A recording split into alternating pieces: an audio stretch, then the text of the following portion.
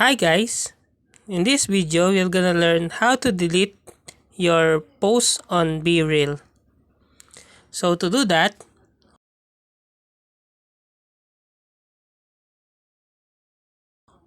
tap your application or BeReal application.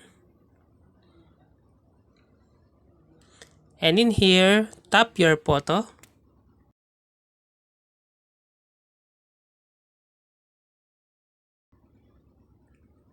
And you can see now your photo on BeReal.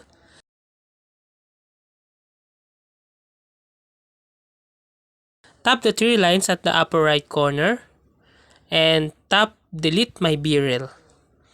And that's it. That's how to delete your posts on BeReal. If you like this video, please click the subscribe button and click the bell icon to notify you to our next tutorial.